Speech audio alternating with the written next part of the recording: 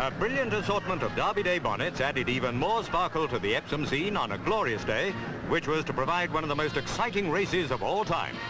A huge crowd soaked up the sunshine, while in the paddock, the Queen inspected the cream of the world's 3-year-olds. Sir Ivor, 5-4 on favourite. Ben Roy, 150-1. Floriana, 200-1. Remand, 4-1. At 100-9, Connaught. And at 100-8, Laureate. Those were some of the runners.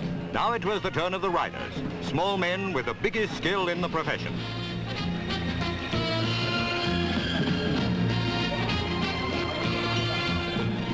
Headed for Torpid, the 25-1 shot, Jockey Starkey. Willie Carson in Lord Derby's colours. Joe Mercer riding Remand. In black with a scarlet cap, the owner colours of Connaught, Andy Barclay. Bill Rickaby paired with Floriana. Society's jockey, W. Williamson. Paul Cook teamed with first-rate Pirate, a 200-1 outsider. And, of course, Lester Piggott and Sir Ivor, the greatest team ever to race in a Derby. Between them, their reputations had made them odds-on favourites, the biggest certainty for years. So the scene was set for the 189th Derby Stakes.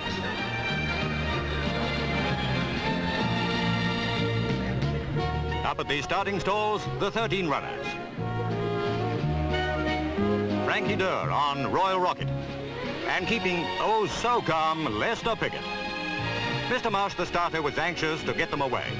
It was approaching 3:35.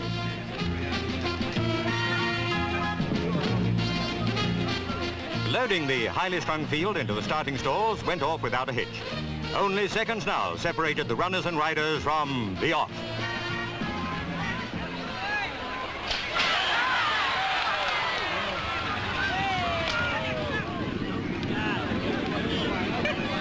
In the lead and setting a good early pace was Ben Roy as they raced up the hill. Tucked in close behind were Connaught, Laureate, Society and Remand. Coasting in 8th place was Sir Ivor. At the back of the field was first-rate Pirate.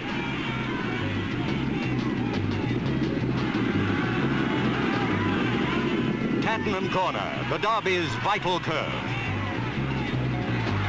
Now the pace was hotting up. Ben Roy still had the lead, but overhauling fast was Connaught, clear of Society, Atopolis, Laureate, Remand and Sir Ivor.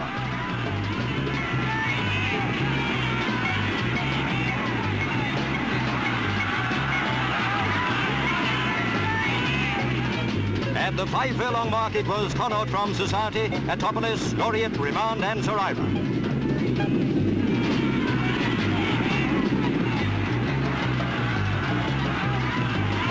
Connaught had opened up a clear lead. Laureate and Atopolis couldn't stay with him. Remand and Society fought gamely, but couldn't catch him. There was only one horse that could do it as they entered the final furlong, Sir Ivor. Watch Lester Piggott urge him into a fantastic burst of speed, which shot him to the front. Sir Ivor streaked ahead to pass the post a length and a half clear of Connaught. If ever a horse and jockey deserved to be in the winner's enclosure, they were certainly Sir Ivor and Lester Piggott. Together, they had provided one of the greatest, most thrilling races that has ever been seen. May 29th, 1968 will long be remembered as one of Britain's greatest days of sport. A day for winning cups. Yes, they're under starters' orders, and they're away. Angier is one of the first to show on the far side with Long Till now. And it's Long Till going on from Crybaby. Long Till, the leader from Crybaby. Then comes More Plaisir on the far side, then Approval and Meadowville, and then Gier. Behind Gier is the Swell. Then comes Stintino. Then behind them come Tambourine Man and Great Wall. And Nijinsky just about in the center of the field now, with Crybaby has gone up on the inside of Long Till.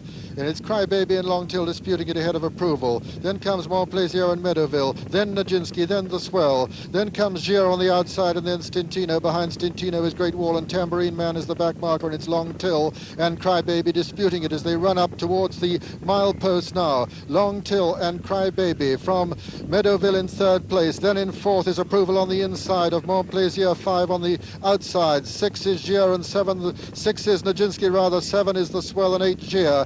Then then comes Stintino 9, 10 is Great Wall, and 11 is Tambra Mean Man. And they're running to the top of the hill now with Sandy Barkley on Crybaby, the leader from Long Till. Then comes Approval. Then towards the outside of Approval is Meadowville, then Montplaisir, then Nijinsky, then The Swell, then Gier, then Great Wall, then Stintino, and finally Tambourine Man. And they're beginning the run down the hill now. And as they come down the hill, it's Sandy Barkley on the inside on Crybaby, with towards the outside Long Till. Just in behind Long Till is Montplaisir, then comes Meadowville, then Approval, then Nijinsky making ground. Just in behind Nijinsky is Stintino making ground. Gier's towards the outside now as they run round Tattenham Corner with Long Till in the lead now from Crybaby, then Montplaisir, then Meadowville. Gier's towards the outside, Nijinsky towards the inner as they race round the home turn now, and it's Long Till, Meadowville, then comes Montplaisir, Gier with his white face showing towards the outside as they come to the 3 furlong marker.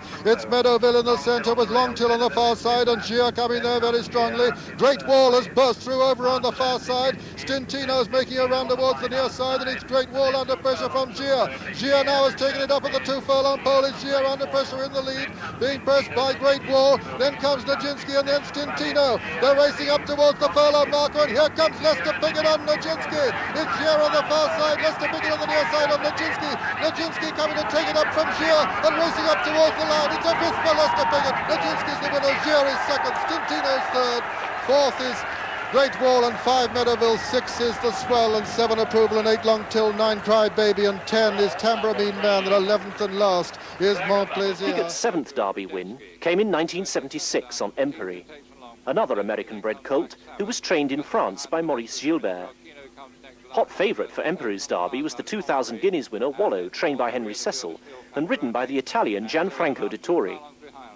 Also in the field was Lady Beaverbrook's colt, Relkino, trained by Dick Hearn, and the Blue Ribbon Trial winner, Oates, handled by the leading trainer of the period, Peter Walwyn.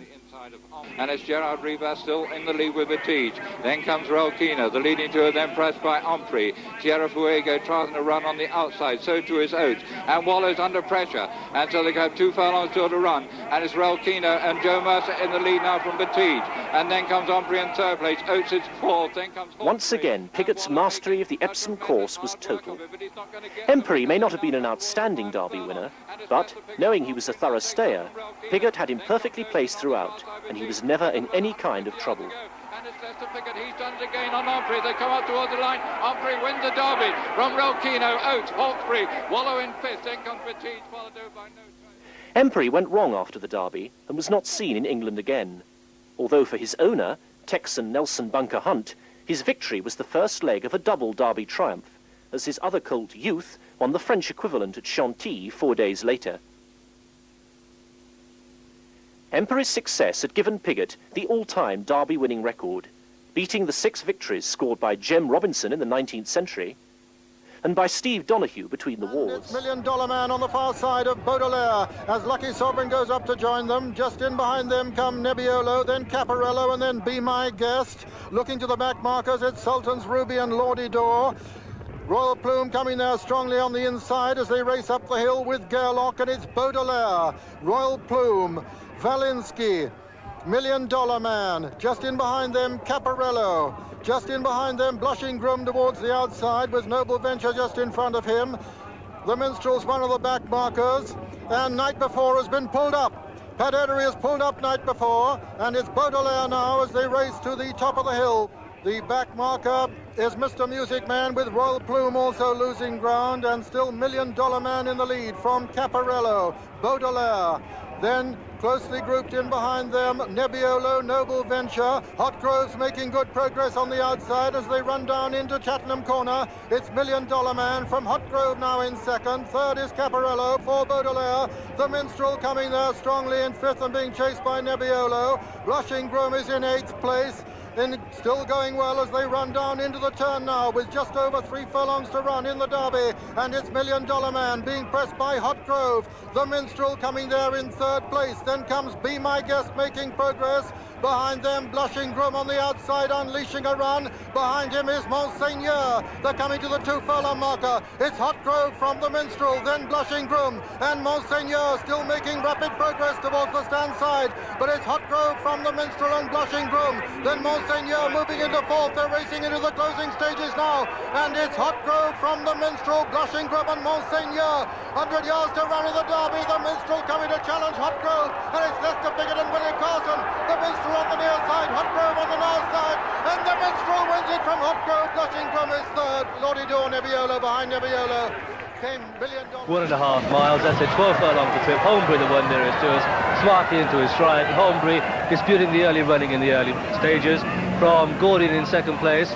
Then just in behind these comes Nar, and up on the outside, Sloopy going very well on the very wide outside with Naorian. And it's Sloopy on the extreme left of the picture who leads the overall field from Naorian, Walk-on up there, Toynoso not too far away. And as they continue their uphill journey, very, very closely grouped indeed, with Sloopy now being headed by Naorian, and it's Naorian in the lead from Sloopy in 2nd place.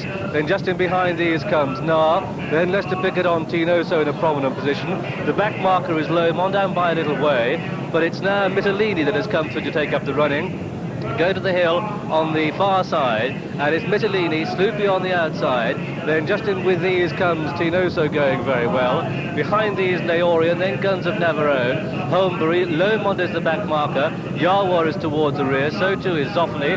And as they continue their uphill climb to the point 7 furlongs from home, it's Mittelini in the lead from Lester Piggott on Toynoso in 2nd place, then Sloopy on the outside of Gordian. Then just in behind these comes Carlingford Castle, and it's Mittelini in the lead from Toynoso in 2nd place.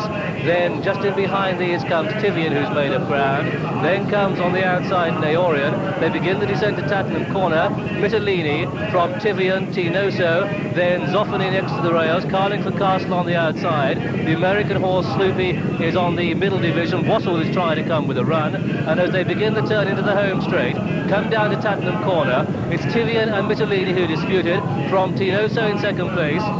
Then just in behind these comes Gordian, and there's a faller at the rear of the field, and it's difficult to distinguish who it is at this stage. Mittelini in the lead from Tivian in 2nd place, then comes Toynoso in 3rd. These are followed by Naorian in 4th, turning into the home straight, and it's Salmon Leap who's improving just in behind these, and it's Mittelini from Toynoso, Lester Piggott on Toynoso, committed and goes for home, and it's Toynoso and Lester Piggott with 2.5 furlongs to go. Toynoso in the lead from Mittelini in 2nd place, then comes Naorian, Guns of Navarone is staying on, then comes Salmon Leap, and Lester Piggott with 2.5 furlongs to go is clear on Toynoso, 2 furlongs to go, and Toynoso clear from Guns of Navarone 2nd, Carlingford Castle is 3rd, then comes Salmon Leap unbeaten but in 4th place, then Sheer Walk, 1.5 furlongs to go, and Lester Piggott in the lead. Carlingford Castle is chasing in 2nd place, and well inside the final half furlong. Lester Piggott coming home on his 9th Derby winner, Toynoso from Carlingford Castle in 2nd place, coming up towards the line. Toynoso is going to win it from Carlingford Castle. Toynoso the winner, Carlingford Castle 2nd, a photo for 3rd between Sheer Walk and Salmon Leap, then Guns of Navarone and Nar, then Pluralism and Walk-on and Ptolemaeo and Gordian, then the Noble Pair and Mittelini, then Naorian and Wassell, and the faller was Yarwar. Towards the rear was Lomond, last of all was Holmbury, in fact last, but trailing in and disappointed is Zoffany. And so the result of this, the 204th Derby, a win for number 25 Toynoso, owned by Mr. Eric Muller, trained at Newmarket by Geoffrey Ragg, ridden by Lester Piggott. That's Lester Piggott's 9th Derby winner. 2nd was number 3 Carlingford Castle, ridden by Michael Kinane, and a photograph for 3rd place between Sheer Walk and Salmon Leap. But the 204th Derby has gone to Lester Piggott on Toynoso. Lester has made the right choice. He had the choice between him and Ptolemaeo. Lester was in no doubt that Toynoso was his ride. He in fact has won. There he is at the top of the picture, Lester on his 9th Derby winner, the number 25 horse Toynoso, owned by Mr. Eric Muller, trained at Newmarket by Geoffrey Ragg, ridden by Lester and bred by Eric Muller at the White Lodge Stud in the United States of America. Last night you said you might change the tactics, you'd have to see, and you did it better than ever. Well, you know, he gave me a great ride, you know.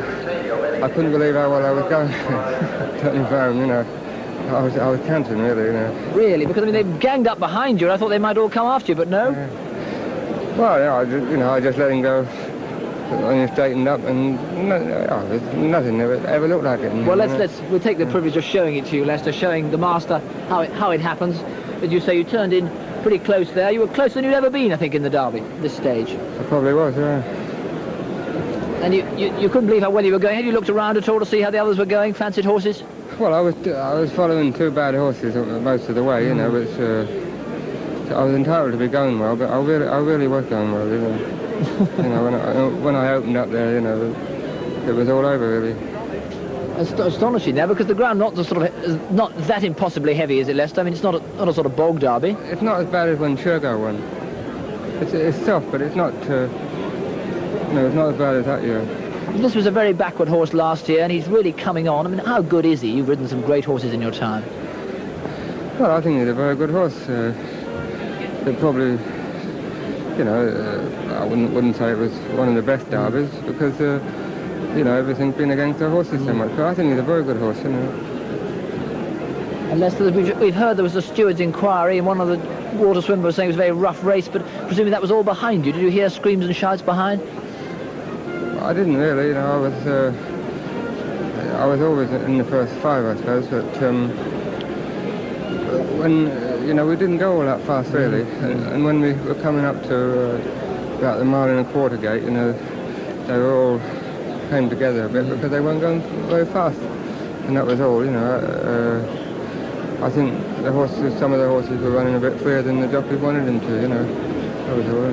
Well, Lester, the question I know everybody looking in will want to ask you, you've got 9 now, you've often been quoted as saying 10, but even the years are creeping up even on you. Are you going to get to 10, or can there be more, 11 and 12? Well, there'll be another one anyway. Well, that's all we wanted to hear, really. Lester, thanks very much for talking to us, and congratulations from me and from everyone. Thank you very much.